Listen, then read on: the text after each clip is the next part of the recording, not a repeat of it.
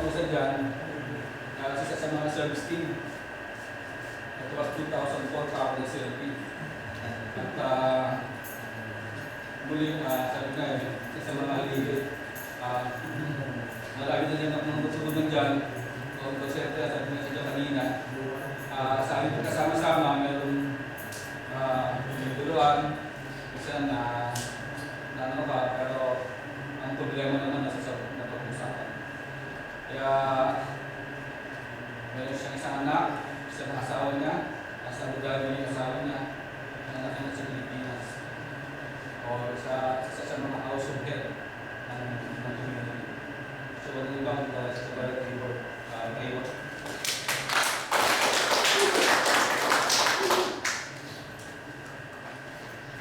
Tama may video kalabis. Dip ka na ba? Yun, kasi nakainom na kayo ng kape. Kaya ko tulong pa kayo. So, itong araw na ito, puro love. Love, love, love, love. Ay, love.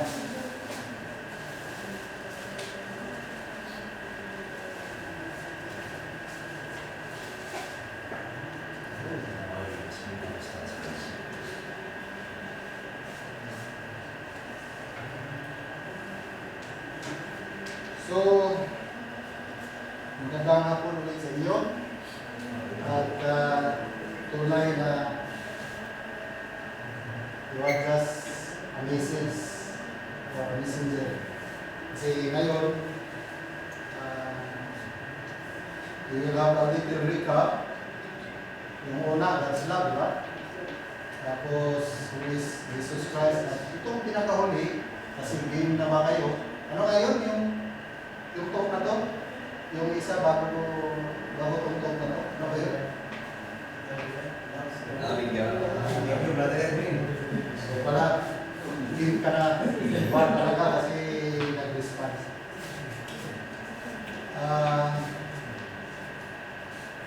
Loving thy neighbor. Loving your neighbor. Ito ba? Neighbor, no?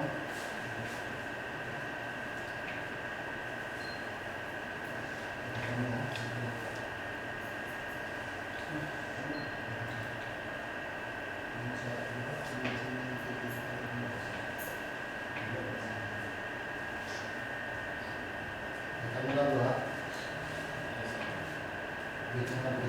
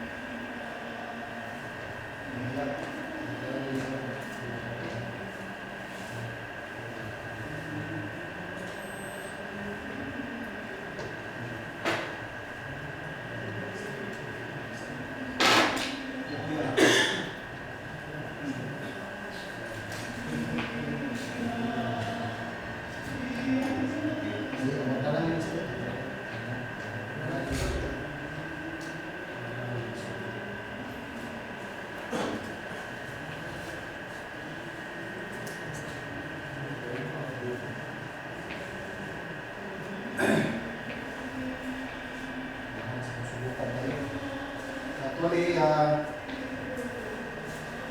sa araw na to talagang daming hindrance eh. Kasi yung magsiserve ka pala ng Panginoon, ang daming sa buhay. Malaki. Actually, kanina, about sa kanina, medyo natuwa rin sa mata kasi kailangan kasi kami ng bahay. Kasi gusto namin yung bahay na gamit yung domestic church na gagamit sa community. Sa kanina yung pamangkin ko, dalawang buwan na, hanggang pa rin sa Singkalima. So walang mating palingin sa mundo. So anyhow, we will rely on God's blessings and mercy. So, kaya ito po ako pagkapahin. Loving thy neighbor, no? Last week, itong nakaraan na talk na to, na diniscuss ni Brother Dixley yung labing God. Actually, gusto ko lang sabihin sana, pwede ba copy-paste ka lang?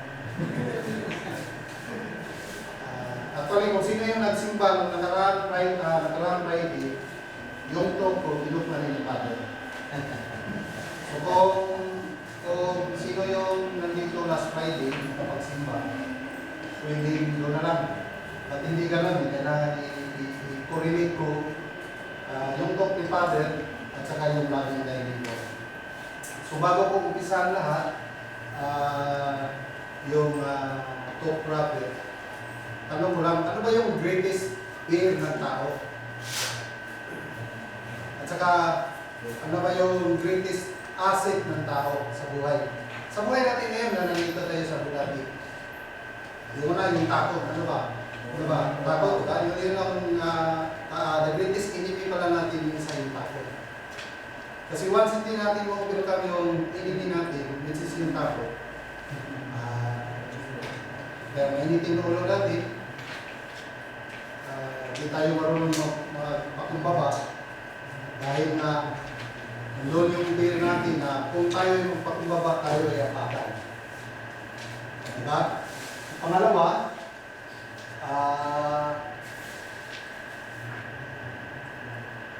ano ba yung greatest asset sa buhay mo ngayon when it comes to spiritual growth o aspect sa buhay ng tao? Anyone who's present last Friday? Dami niyan eh. Dami niyan. Magpumunta kayo sa Hamdan, sa yung fried chicken, fried. Diba? Yun yung asset na walang paguluhan sa buhay ng tao. Kaya yung loving thy neighbor, doon yung magpupulilit. Ang hirap magmahal ng kapitbahay. Ayun, isa-isahin natin sino ba yung mga kapitbahay natin. Ang kapitbahay natin sa Pilipinas, yung mga adjacent ng bahay natin. First and foremost, yung neighbor natin pala ay within the family, yun ang pinakauna. Asawa, anak natin, kapatid, brother-in-law. Kasi isa na ng kulturang Pinoy o Pilipino na kahit may asawa na, kasali sa inyong sinasabi, sama-sama pa rin yung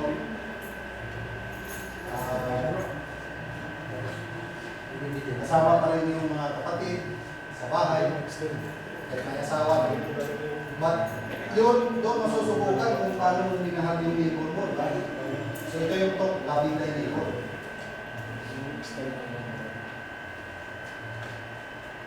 Sa Mark, sinasabi dito, verse commandment, one of the scribes came near him, disputing with one another and saying that answer will ask him. So, malinaw na nasa right ups talaga, nasa ang daming commandment ng Panginoon. No? The first of all, Jesus answered him, the first is, Hear, O Israel, the Lord of God, the Lord is one. You shall love the Lord your God with all your heart, and with all your soul, and with all your mind, with all your strength. Paano natin magawa yun? Kasi nga, as human in nature, you are created by God with His own image and likeness. And to be with God, consider nyo yung sarili mo is the temple of God. Kaya nga, hindi maganda kung marami tayong intake na hindi magiging makapagbigay ng magandang output sa buhay natin. Okay? Sa John, those who say, I love God and hate their brothers or sisters are liars. So, nagsisinungaling pala tayo. Okay? For those who do not love cannot love. God whom we have not seen, the commandment we have given for this, to love God, must be brothers and sisters. So kailangan pa natin mahalin yung dati. So yung love kasi napaka-lawak eh. I attend here one of the kasi kasagsagan yun na yung reproductive health bill, pinaliwanag dun sa pari yung love. Actually yung love may andun yung eros, which is yun yung sexual pagnanasa natin sa ating mahal sa buhay, sa ating asawa, yun yung nagpupul doon. Agape, yung isa pilya. Yung agape, yun yung a deeper love, which is nandun yung commitment, nandun yung pagmamalasakit. Okay? So sa buhay natin, kaya nga ang tawag na ito, loving thy neighbor. Paano natin makorelate natin sa buhay natin na nandito tayo sa UAE? Kasi ang hirap, matanong mo lang, siguro lahat naman sa atin siguro hindi naman buo Pilipino ang kasama natin sa trabaho, may iba't ibang lahi, iba't ibang nationality, iba-ibang kultura, which is sa tingin natin, pag sila nagpag-usap sa atin, parang ang bigat, no? Hindi natin naintindihan, baka nagsisigaw na sila. Diba?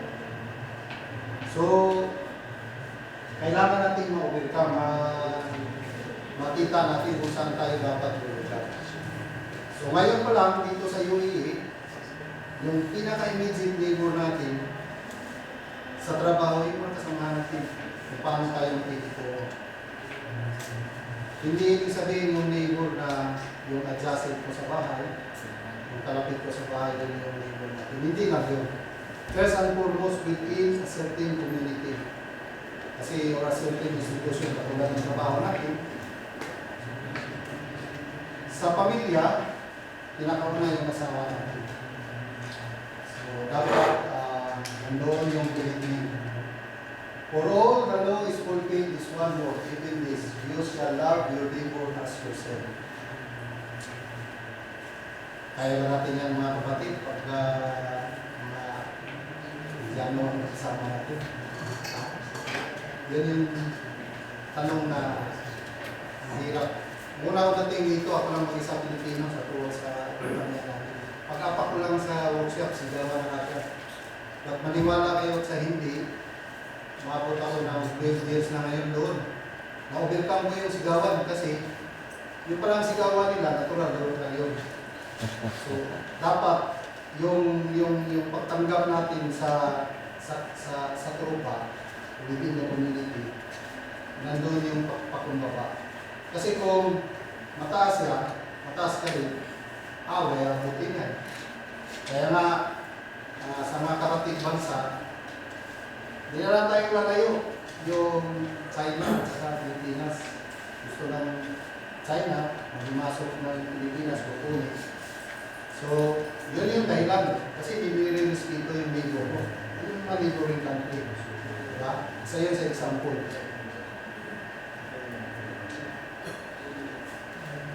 What is Christian love?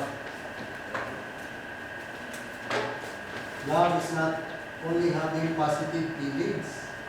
Hindi lang pala positive, no? Love is not always saying yes. Okay. Itong yes na to, siguro, lalo sa ating mga OFW, yung may mga anak.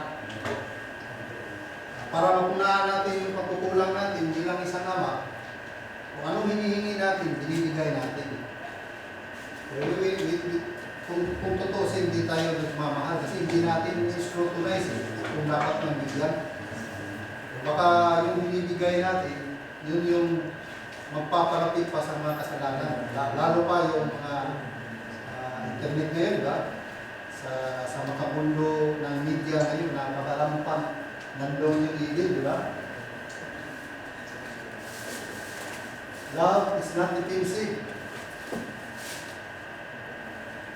Hindi kaagad-agad, didipinsa. Kasi sa ibang lahi, hindi ko naman dinadown ko. Pagka yung ibang langit, no, I don't know that one. I'm not the one. Although, alam mo, sila yung gagawa. Pero tayo, dahil nandito na tayo, actually, halfway na tayo sa, ano, sa CED. You are not just only a message, but you are a messenger along the way. Kasi nga, pagkatapos itong silbi na to, ano na kayo eh, kayo na yung, baka isa sa inyo, isa na rin tatayo. Love is not self-seeking, hindi tayo self-centered o kung ano na lang ito natin sa buhay. No? Love is not manipulative. Ano ba ang basic example na ninyapula natin yung pagmamahal? Isa sa basic example na minamanipulate natin yung pagmamahal. Yun na nga, pumilit yan sa pagbibigay. Hindi ibig sabihin na para mahalin ka ng iyong anak dahil nasa malayo ka, para mapunaan. Kung anong hihingin mo, bibigay mo na lang.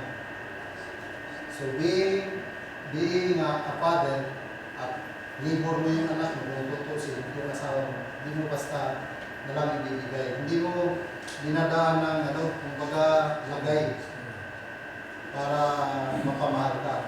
Kasi hindi lang ang pagmamahal nakikita sa pagbibigay. Kailangan din yung presensya natin. Kaya sino man sa inyo, dito ngayon na may magandang katayuan sa company, na binibigyan ng ticket sa isang taon na 4 na bisis, gamitin nyo. Kasi hindi mo ma-enjoy yung time, hindi mo na yun maibalik. Kahit isang minuto lang na nawala, hindi mo na yun maibalik. Love others like God loves you. So, kailangan natin mahalin yung iba kagaya ng pagmamahal ng pamilya. So, una sa lahat, pamilya. Kasi, soul, nag-iisa lang dito. Paano mo mamahalin yung pamilya mo? Anybody? Okay dyan, tawa-tawa kayo ha? Tulad namin, ito ko maalaman sa pamilya namin, binibigay namin through sacrifice dito sa UAP. Okay. But, para sa akin, dahil malayo tayo sa ating mga mahal sa buhay, paano ko mahalin yung mga asawa ko? Hindi ako magpapakandong ng ipagkandungan. Yun ang pinaka-basic.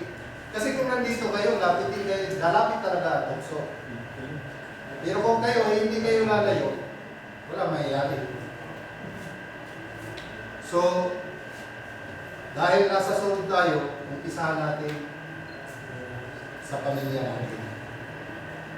Kailangan honest tayo sa asawa natin. Baka pumunta kayo ng Emirates Hotel. Ni hao! Diba? So, most likely, ganun. Kasi, lalo pa pag si Guapudoy, mayroon si Guapaday dyan, pang-abot. Tapos puro sila, nasabi natin malungkot. Dalawa lang yung malungkot. Paano yan? Uuwi kayong dalawa. Si Tarzan at saka si Gina. Kasi wala na kayong bahagi. Babahag na lang eh. Wala na kayong may padala sa pamilya. Wala. So, ang output doon, hindi nyo nilirespeto yung mahali sa buhay, yung asawa nyo. So, dito sa soul, una-una, tinutulong talaga, nandun yung respeto. Respeto sa neighbor natin, within the family. Yung asawa natin, anak natin. Ano ba yung nandun nakasama sa loob sa bahay? Kapatid, brother-in-law, sister-in-law, respeto natin. Kaya mahirap pag may dinadala. Sadya, as Father has loved me, so have loved you. Abide in my love. If you keep my commandments, you will abide in my love. Just I have kept my Father's commandments and abide in His love. Dapat talaga i-abide natin kung ano yung purpose ng Panginoon. Kasi, babalik ulit, sa asawa natin, mahal. Tapos, nag-usap-usap tayo sa telepono, yung pala, yung sabihin na ano mo yung palabas ni Claudine Barreto at saka ni Diolo, yung sa Europe ba yun, yung sa Italy. See? Hindi natin gagamitin yan.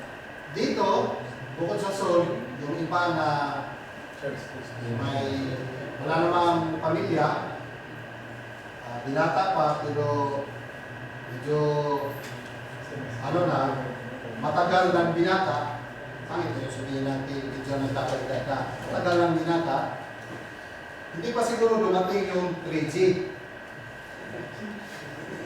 Ano yung 3G?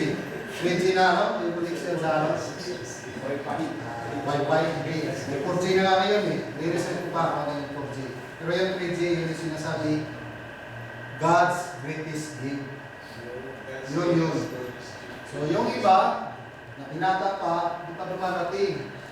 Malay nyo, in God's grace and mercy, nandito kayo sa community, nakapagtagpo kayo. May nandun din sa community. Dalawa kayong masaya, yung propagation nyo ng family, kasi nandito kayo sa couples, from womb to tomb. Ito yung community ng soul. Umbrella ng CFC, which is under yung soul. So huwag kayong mag-alala, yung mawalang anak, kasi yun na nga, sinasabi ko sa inyo sa unahan, basically, pamilya yung pinag-usapan, most likely yung concentration. Pero yung mga binata na nandito, huwag kayong mag-isip ng but God has its own purpose. Siguro, hindi pa dumating yung 3G nyo, baka after all, 4G na. So this is the commandment that you love another as I have loved you. Ito yung sinabi ni Jesus. Kasi Lenten season, diba? Bago umalis si Kristo, paakyat siya sa langit. Isa din yan sa commandment niya na hinahabilin niya sa kanyang mga apostoles. Kasi tayo, pagkatapos nyo dito, pugi na kayo lahat. Sinong maniwala na pugi na kayo? Siguro yung sinasabi. Sige Brad. Okay, give him a big hand. So, yun ang ibig sabihin. Pugi means nandun yung karuban ng Panginoon, nandun yung blessings. So yung pakikitungo natin sa buhay sa araw-araw. God's grace, mabago natin. Okay?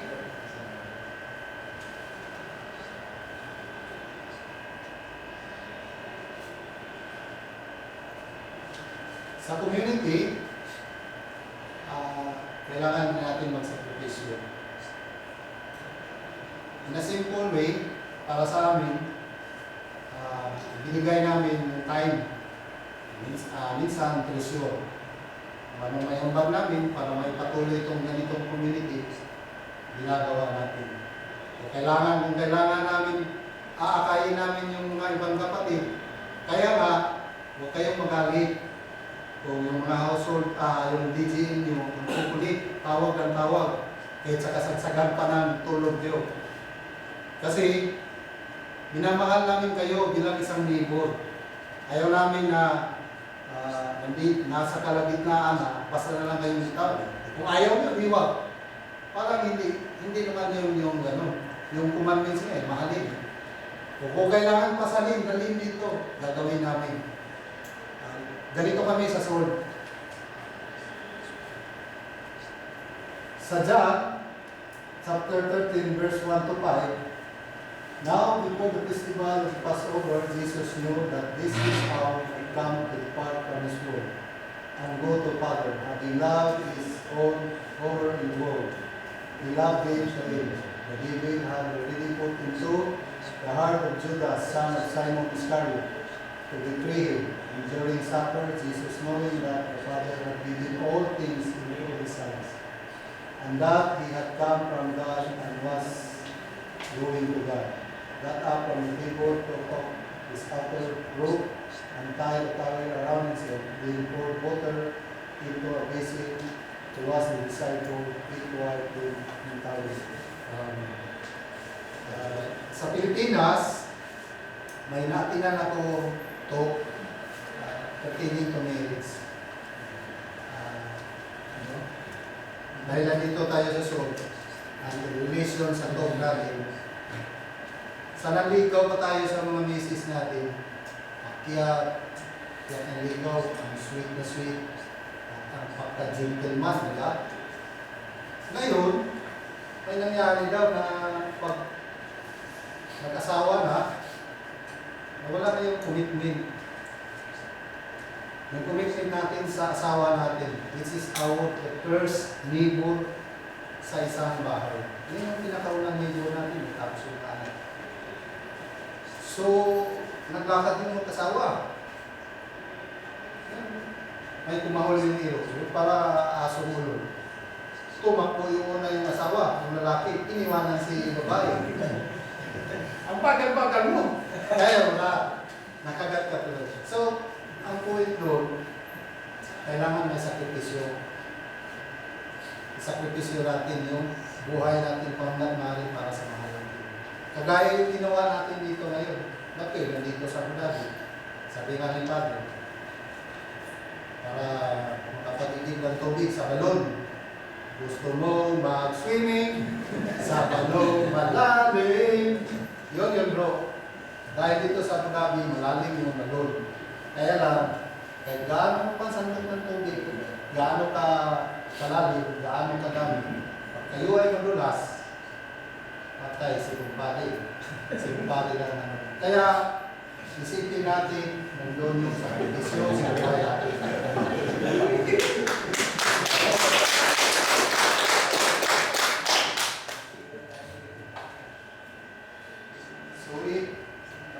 So if I, your Lord and teacher, have washed your feet, you also ought to wash one another's feet. For I have set you example that you should do as I have done to you. As I told you, kayo ay isa ng messenger. You are not just like a message. You are a messenger now. Kasi nga, ilang talk na lang katapos na yung CLT. In a way, pagkatapos itong CLT, kakaroon na naman ng panibagong CLT, baka isa sa inyo, isang speaker dito at magpapaabot, magpapaliwanag kung ano yung mensahe ng Panginoon. So, yun yung service namin, yun yung commitment namin sa aming mga neighbor. At kayo yun. Kaya nga kami ay nandito. Dahil sa inyo. Lumalakas din yung pag-serve namin dahil sa presensya niyo.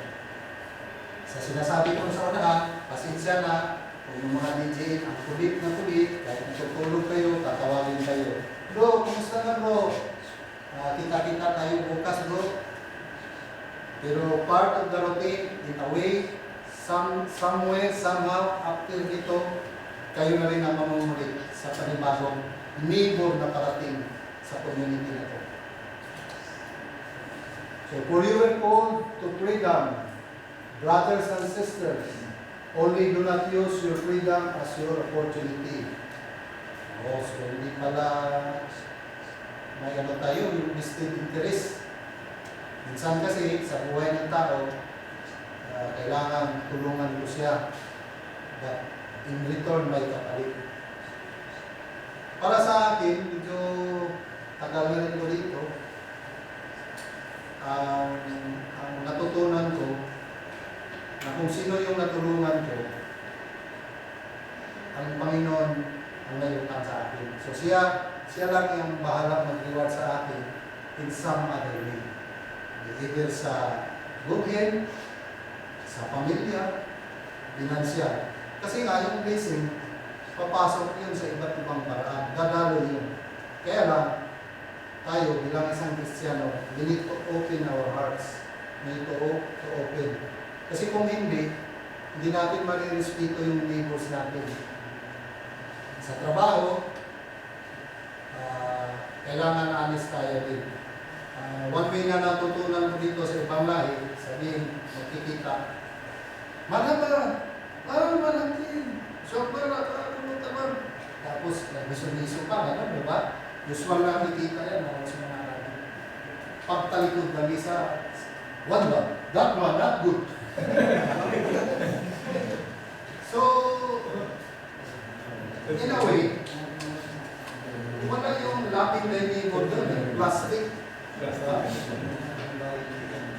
tayo bilang isang Kristiyano, bilang isang member ng soul, baguhin natin, ayaw natin ikabit yung mga ganung bagay. For you and go to freedom, brothers and sisters, and do not use your freedom as your opportunity for self-indulgence, but truly become slaves for one another. For what the whole law is summed up in a single commandment: you shall love your neighbor as yourself. Kailangan yung pagmamahal natin. Hindi tayo umasa na kung ano yung kapalit o ano kayo sinasabi natin kung tutulong tayo sa kapwa. Kailangan pakainin mo ako. In a way, hindi na lang tayo lalayo sa pamilya natin. So, binibigay natin bubuo sa pamilya natin, sa asawa natin sa Pilipinas. In return, ang grasya babalik hindi lang sa iyo, sa buong pamilya mo. Strengthenin yung relasyon ng pagmamahal mo bilang isang pamilya kasi nirespeto mo yung neighbor mo, which is your wife. Dito naman sa Abu Dhabi, nirespeto natin nag-prevail yun, nag-exist yun. Example, sa trabaho. Minsan kasi, dito karamihan nandun yung wala, mukmaki. Diba? Minamaliit tayo. So, para hindi lalaki yung gulo, God bless you na lang. God bless you, above. Kasi minsan nagtalo kami sa accountant namin. Sinasabi ko, kung nagtalo kami, sinasabi ko, sarap, God will bless you. Gano'n na lang, kasi kung makipagtalo ka, walang aabot na, walang magandang outcome. Ito yun yung sinasabi ko na, who is your neighbor? Can you choose whom to love? So kung ito yung typical na family, yung asawa, ama, tapos yung mga anak mo. Yun. Dito sa Abu Dhabi, ang pinakaunang neighbor natin is sa bahay natin, yung kabordit natin sa kwarto, regardless kung anong lahi, kaya lang Pilipino, at saka ibang mahirap talaga magsama. Kasi sa amoy lang ng bahay, iba. Okay ba? Okay. So sa iyo, yung revised standard version sa ibang writings. But one thing, just to justify himself, he asked Jesus, "And who is my neighbor?" Jesus replied, "A man was going down from Jerusalem to Jericho and fell into the hands of the robbers, who stripped him, beat him, and went away, having him happy. Now by a chance, priest was going down the road. And when he saw him, he passed by on the other side. So likewise, the Levite came to the place and saw him pass by the other side. But the Samaritan, while traveling, came near him, and when he saw him, he was moved with pity. He went to him and bandaged his own wounds, having poured oil and wine on him. Then he put him on his own animal, brought into an inn, and took care of him. The next day he took out of dinari, gave him innkeeper, and said, "Take care of him, and when I came back, I will repay you whatever more you spend." Which is this tree? Do you think was the neighbor to the man who fell in the hands of the robbers? He said, "The one." Ito yung Samaritan. Good Samaritan. Dito, talaga medyo mahirap tumulong kasi nga nasa batas dito na kung hindi ka well-trained, kung ikaw may accident, well-trained o certified rescuer, hindi mo pwedeng tulungan kahit anak sa trabaho, lalo pag naghihingalo. Kasi magiging dahilan pa yun, ikaw pa yung ituturo na dahil namatay siya dahil sa paghawak mo ganito. But in other way, hindi naman lang yung gano'n yung concept na kailangan tayo tutulong sa buhay ng bawat tao. Tulad na yung mga simple things lang, no? Tatanong, tatanong, nasaan ba yung message kung alam natin tutulong natin? So, hindi lang sa ganong aspects na tutulong tayo kung may aksidente. So, in a way, simple things na maitulong natin sa ating kapwa that will show sa ating pagmamahal sa ating neighbor. Ito yun, yung Good Samaritan. Corinthians, love is patient, love is kind, love is not envious or boastful. 1 Corinthians 14, hindi ko nalaman. Meron yan eh, may kantangan yan. So later on, pagdating nyo sa katapos, malalaman nyo pa, David na. How do we love in everyday life? Paano natin? So,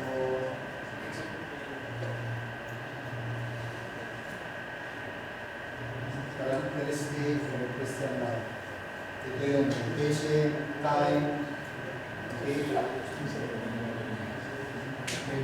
So along the way sa talk na to, sa CNC na to, somewhere, somehow, in talk number 9, it will be good deeper kung ano yun, emphasize doon kasi may mga tips din doon.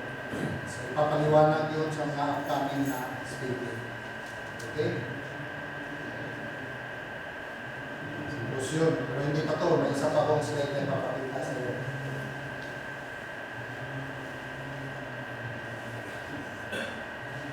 I have been crucified with Christ, and I no longer live, but Christ lives in me. Yun na yung sinabi ni Brooke na Pogi, diba? Lives in me. Okay? The life I live in the body, I live in faith in the Son of God, who loves me and gave Himself for me. So, yung Panginoon, binigay niya ang buong buo, tayo rin bilang isang member ng soul. Kailangan natin mahalin natin yung neighbor natin. This is yung una-una sa pamilya natin. So I hope so, papulit-uwi natin sa Pilipinas kung ano natutunan natin na ma-apply natin sa buhay natin. So with that, may isa akong slides dito.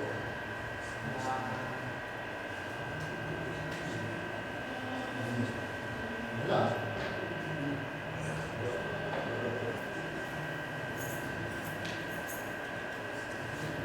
Hindi na kasi nagkakailan. Hindi na pa tayo mag-action.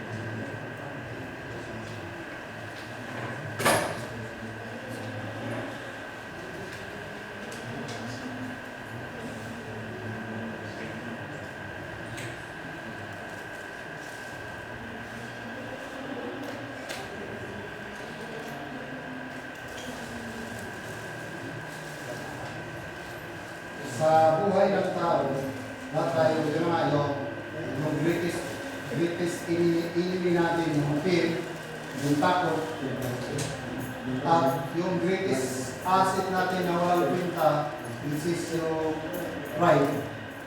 May physician yan eh. Mayroong physician, kaya papakita mo itong isang slide.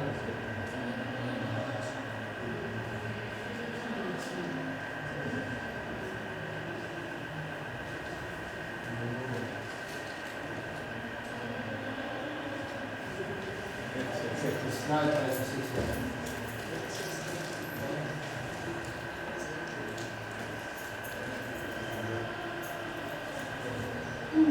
Next time, you feel like that. Minsan sa buhay natin, parang inisip natin na parang Diyos tayo.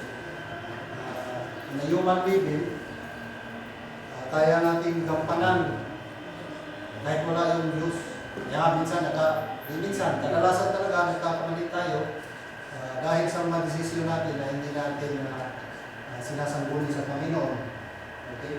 So, imagine that kung gano'n yung pag-iisip ko, lalo yung Panginoon, hindi tayo nakagano.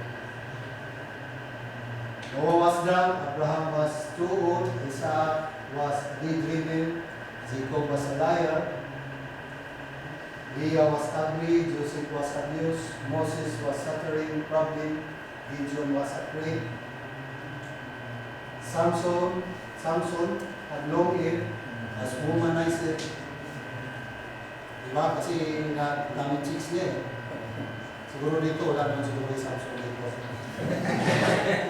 Jeremiah and Timothy were too young. David, an affair with murder with Elijah. So, si David, 6 boy din yun, diba?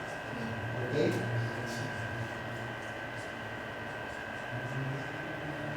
Isaiah preached naked, Jonah ran to God, Naomi was a widow, Job, into bankrupt, Elijah, Job, bankrupt na siya lahat eh. Pero nandun pa rin niya yung ng Panginoon. Peter denied Christ, yung Lenten season na nalaman natin, denied niya. The disciples still asleep, okay?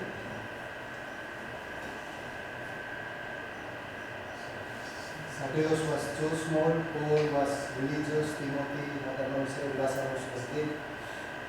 And don't forget them, all, Jesus was helping. So, gaya din sa atin, kung mahirap natin mahalin ang ating kapwa, mahirap natin dalhin sa pang-araw-araw, sa human capacity, hindi natin kaya yun. Lalo na yung deeper na grudges sa colleagues natin, ang hirap nun.